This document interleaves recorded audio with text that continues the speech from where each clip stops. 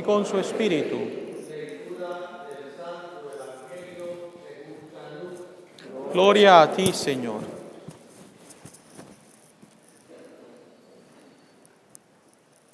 En aquel tiempo se acercaban a Jesús los publicanos y los pecadores para escucharlo, por lo cual los fariseos y los escribas murmuraban entre sí: Este recibe a los pecadores y come con ellos. Jesús les dijo entonces esta parábola: Un hombre tenía 2 hijos, y el menor de ellos le dijo a su padre: Padre, dame la parte de la herencia que me toca. Y él les repartió los bienes. No muchos días después, el hijo menor, juntando todo lo suyo, se fue a un país lejano y allá derrochó su fortuna, viviendo de una manera disoluta. Después de malgastarlo todo, sobrevino en aquella región una gran hambre y él empezó a padecer necesidad. Entonces fue a pedirle trabajo a un habitante de aquel país, el cual lo mandó a sus campos a cuidar cerdos. Tenía ganas de hartarse con las bellotas que comían los cerdos, pero no lo dejaban que se las comiera.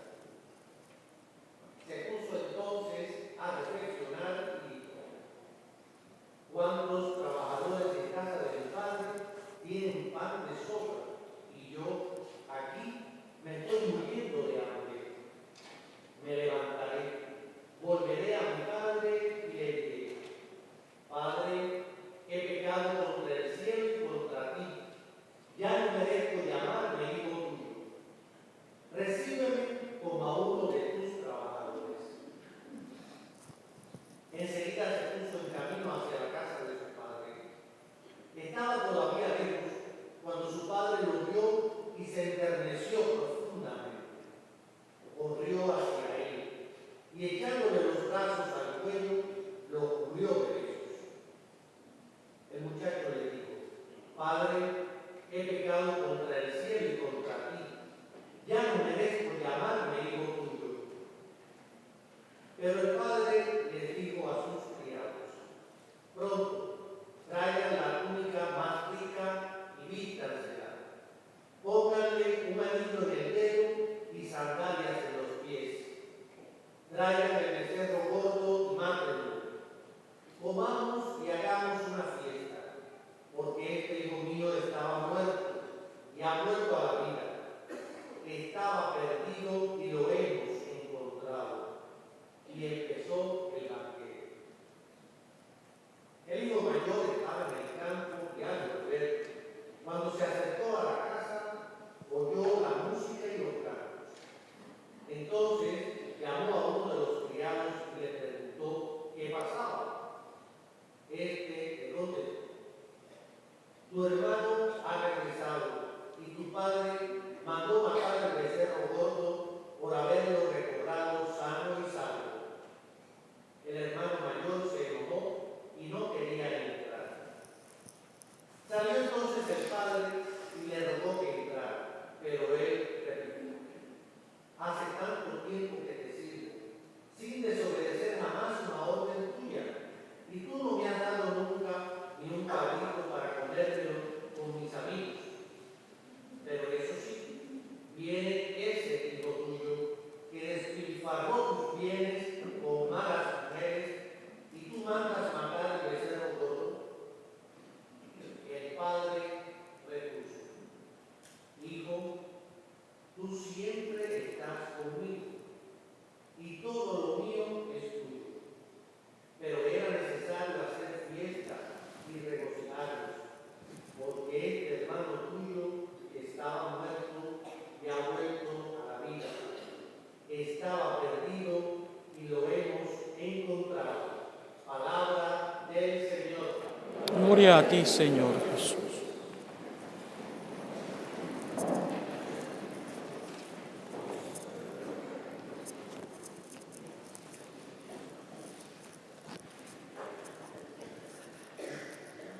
En anteriores ocasiones les he comentado que cuando venimos a la misa tenemos que tener un espíritu ansioso por escuchar y sobre todo por meditar para aprender y poner en práctica lo que aquí el Señor nos enseña. Y la disposición nos tiene que llevar a una escucha atenta y dejarnos de preocupar por el tiempo. Hoy es un domingo especial y especialmente este evangelio es muy hermoso y yo quisiera invitarles a que intentemos concentrarnos en este pasaje del evangelio para que le tomemos el sabor y podamos sacar de él tantas bonitas enseñanzas para nuestra vida diaria. Que no nos preocupemos tanto por el reloj. El tiempo pasa y muchas veces los gastamos en cosas que tal vez no son tan importantes. Este mensaje que hoy Dios quiere darnos es prioritario para nuestras vidas, especialmente si queremos crecer en el conocimiento de la verdad y alcanzar a hacer su voluntad. Sobre este pasaje, conocida parábola del hijo pródigo, que también se conoce como Padre Misericordioso, se ha hecho un cuadro de Rembrandt y representa un poco el encuentro de este hijo con su padre que lo abraza. Es muy bonito. Yo les recomiendo a aquellos que deseen comprarlo, lo pueden hacer por muchas formas, yendo a una tienda católica o por internet, pero es bonito poder meditar sobre esta imagen que nos presenta este artista. También hay un libro en inglés, The Return of the Prodigal Son, me imagino que en español el título será similar, El regreso del hijo pródigo, y fue escrito por Henry Nouwen. Yo esto lo tengo usualmente en el confesionario, es allí donde lo tengo, porque en esas ocasiones en las cuales no llega ningún penitente, me gusta contemplar pues esta imagen y leer un poco de este libro que nos enseña tanto. Quisiera pues hacerles el conocimiento de ustedes este material que puede ser de gran ayuda para cada uno de nosotros. En lo personal, esta es mi parábola favorita de toda la Biblia.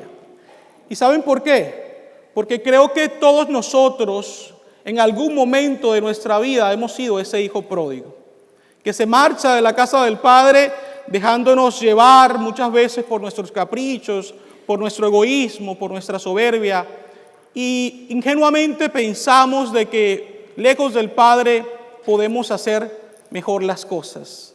Y esto simplemente es una mentira, es un engaño, es un espejismo. Como les decía, esta parábola es conocida como el hijo pródigo, porque el hijo tiene mérito en regresar a su padre, pero es también conocida como el Padre Misericordioso, porque el mérito más grande es este Padre, que es capaz de perdonar la ofensa del hijo, de abrazarlo y de permitirle ser una vez más parte de su familia. Todo lo que el hijo había perdido por sus caprichos, el Padre se lo da una vez más por el amor que le tiene. Y vamos a hacer un recuento muy rápido de todo este pasaje de esta parábola, que es interesante. Queridos hermanos y hermanas, el hijo llega y le dice al padre: dame la parte de la herencia que me toca. Una pregunta lógica que debemos hacernos es: ¿la herencia que uno recibe de sus padres lo hace cuando el padre todavía vive o la madre todavía vive, o solamente después de que ellos mueren? Pues lógicamente se recibe después de que los padres han fallecido. El hecho de que este hijo le pidiera a su padre la herencia cuando él aún estaba vivo era un insulto, pero además de eso era un desearle la muerte.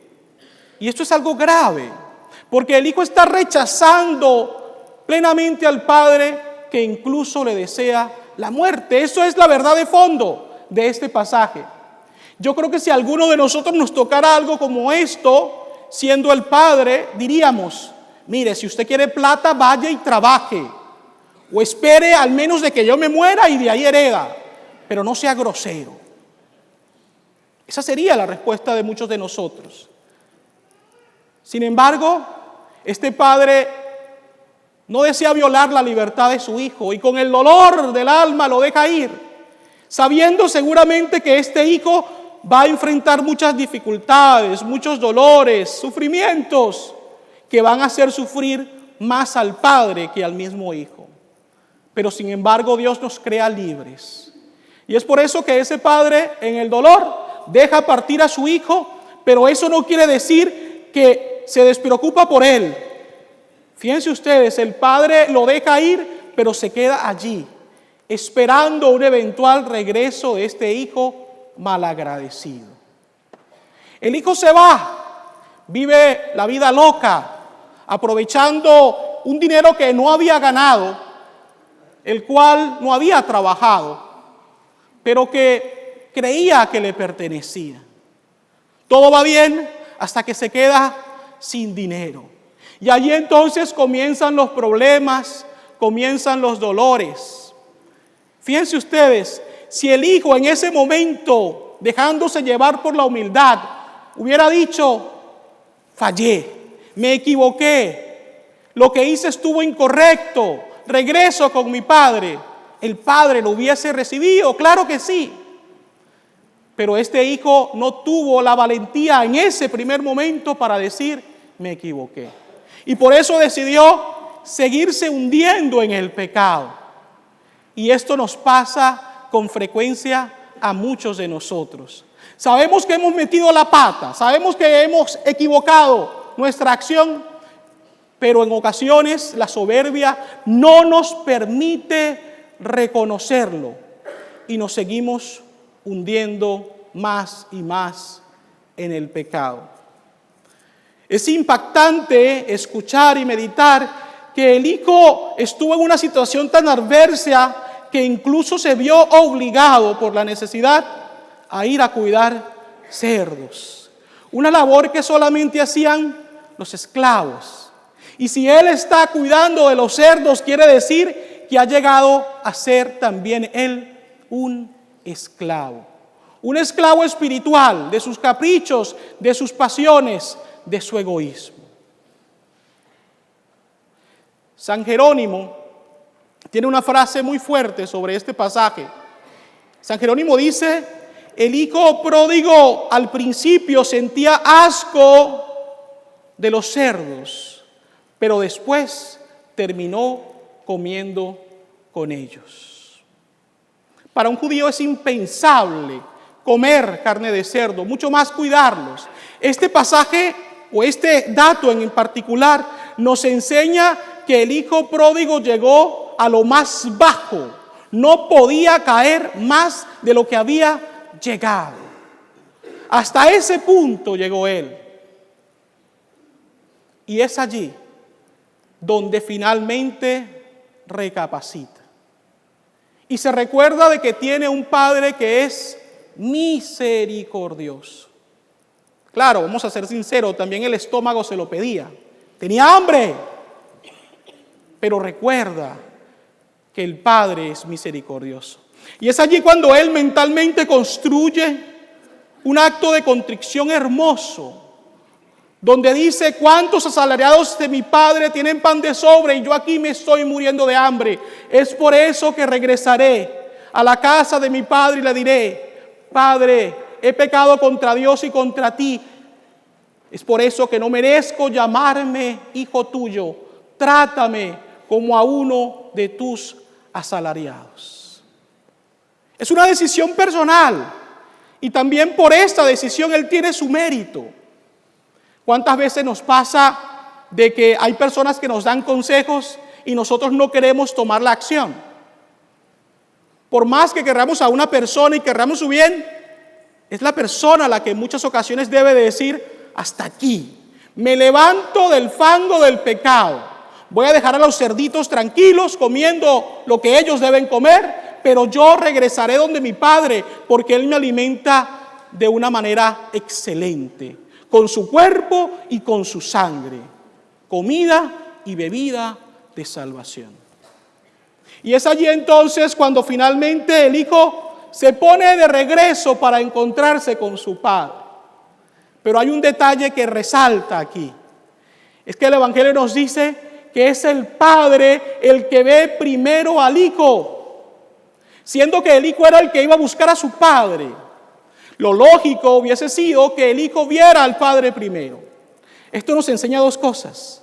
Una, que el padre nunca dejó de esperar a su hijo, siempre estuvo allí mirando con esperanza y con misericordia en su corazón. Segundo, el hijo que regresaba a la casa del padre no pudo verlo primero porque seguramente venía mirando el piso. Porque ¿saben qué pasa? Que cuando nosotros pecamos, cuando sabemos que hemos hecho mal, no tenemos el valor de mirar a los ojos a nadie.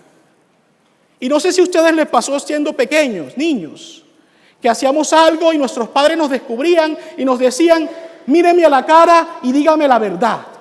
¿Y qué hacíamos generalmente? Mirábamos para otro lado, no buscábamos mirar a nuestros padres, sino que la vista estaba perdida. Este hijo no mira a su padre primero porque él viene seguramente pateando las piedras que encontraba en el camino. No tiene el valor para mirar a los ojos a su padre. Pero su padre sí, porque su padre está lleno de compasión y misericordia por él. Y hay otro detalle que resalta. El padre abraza al hijo, sale a su encuentro. Esto es lo último que yo he aprendido de este pasaje de la Biblia. Y me llama mucho la atención. Pudiéramos decir, el padre corre a abrazar al hijo porque lo ama, porque quiere perdonarlo. Y eso es cierto. Pero la ofensa del hijo había sido tan grave que los sirvientes del padre tenían la obligación, el deber, de que si el hijo se acercaba, ellos debían matarlo por la ofensa causada a su padre. Es por eso que cuando el padre sale al encuentro del hijo, no lo hace simplemente porque quiere perdonarlo, lo hace porque quiere salvarlo de la muerte. Y eso es lo mismo que Dios hace con nosotros cuando con humildad confesamos nuestros pecados en el sacramento de la reconciliación. Dios corre a nuestro encuentro, ¿para qué? Para salvarnos de la muerte espiritual. Queridos hermanos y hermanas, esa es la lógica del amor de Dios por nosotros. Él siempre sale a nuestro encuentro, pero para que eso sea posible se necesita, por parte nuestra, la humildad para reconocernos pecadores y el ponernos en marcha hacia Él. San Agustín lo dice claramente y siempre lo repito, el Dios que te creó sin ti no te salvará sin ti.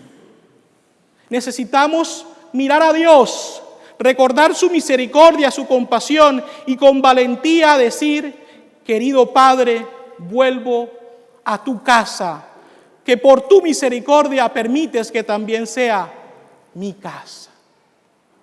Y es allí donde ocurre un gran milagro. Los gestos del Padre son bastante interesantes. Lo calza, porque el muchacho estaba descalzo. ¿Y quiénes estaban descalzos usualmente? Los esclavos. Lo viste. ¿Quiénes estaban desnudos? Adán y Eva, después que cometen ese pecado original, se dan cuenta que están desnudos. Es decir, la desnudez, en el sentido bíblico espiritual, representa el estado de pecado, de vulnerabilidad en el cual nos encontramos. También le pone un anillo que simboliza autoridad, porque era la manera como se sellaban los documentos. En ese entonces el anillo tenía una marca y era el sello que utilizaban, es decir, autoridad, poder. Y no conforme con eso, el padre decide hacer una fiesta matando el ternero gordo.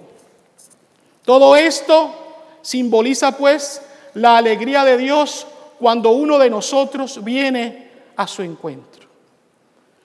No voy a decir detalles de las confesiones que yo he escuchado a lo largo de estos casi 13 años de sacerdote, pero créanme, en muchos casos yo he visto que esta parábola se hace realidad en nosotros. He visto personas llorar de alegría y de gratitud cuando finalmente sienten el abrazo del Padre, que les dice, Siempre has sido mi hijo y lo serás por la eternidad. Y esa palabra el Señor también nos las quiere decir a cada uno de nosotros. Ese es un tiempo de gracia, estamos en el año de la misericordia. Si usted no se ha confesado, hágalo. Dejemos a un lado las falsas excusas de decir, no, yo me confieso con Dios directamente. Queridos hermanos y hermanas, la confesión nos enseña a ser humildes y también nos enseña a tener perseverancia para alejarnos del pecado. Es un sacramento especial en el cual no solamente se nos borra el pecado cometido, sino que nos da las gracias espirituales para que luchemos contra la tentación futura y no pequemos más. Pero si llega a pasar, Dios estará allí para abrazarnos una vez más como este Padre misericordioso y llenarnos de los dones que nosotros habíamos perdido por voluntad propia. Para terminar esta homilía, quiero resaltar también la actitud del hermano mayor, que humanamente pudiera ser considerada justa, porque este hermano era fiel, estaba allí, trabajaba, obedecía a su padre. Por lo tanto, desde el punto de vista humano, pudiéramos decir, este muchacho tenía razón al estar así. Sin embargo, hay dos cosas que hay que analizar aquí. Una es que tal vez este hijo mayor hacía lo que hacía por interés. A ver qué pase cuando papá muera, ahí me van a dejar algo. Puede ser que esa era la imagen de él, la intención de él, por el interés futuro, o peor aún, por miedo a las consecuencias de la desobediencia al padre. Tal vez él decía, si yo hago algo en contra de mi padre, pierdo todo, entonces tengo miedo de hacerlo. Puede ser que alguna de esas dos razones era la que los motivaban a él para estar allí. Pero recordemos, queridos hermanos y hermanas, la razón principal por la cual debemos ser fieles a Dios no es ni por interés ni por miedo. La razón principal tiene que ser siempre amor. Es la diferencia entre contrición y atrición. La atrición es el arrepentimiento de lo que he hecho por miedo al infierno, al castigo. La contrición es arrepentimiento de todo el mal que he hecho por amor a Dios, porque Él no lo merece.